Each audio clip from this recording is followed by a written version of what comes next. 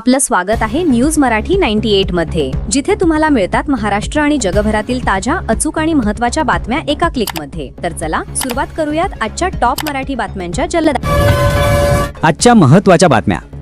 महापालिका निवडणुकांच्या पार्श्वभूमीवर मोठी राजकीय हालचाल। राष्ट्रवादी काँग्रेसकडून भाजपला मोठा धक्का बसण्याची शक्यता। महायुतीतूनच ही सर्वात मोठी बातमी समोर येते आहे। रविवार ठरला अपघातवार।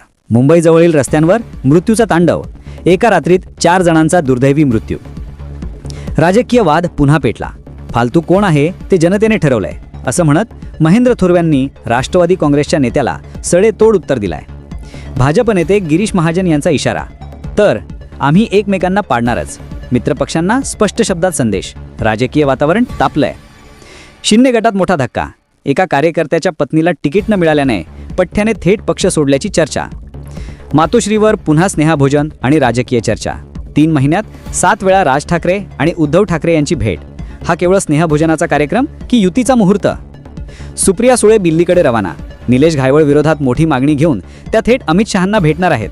आणि अखेरची धक्कादायक बातमी, मुस्लिमांसाठी भारत हे युद्धाचं घर आहे, असं बाबासाहेब आंबेडकरांनी पुस्तकात लिहिलं असल्याचा दावा भाजप आमदार गोपीचंद पडळकरांनी केलाय। विधानावरून मोठा वाद निर्माण झालाय।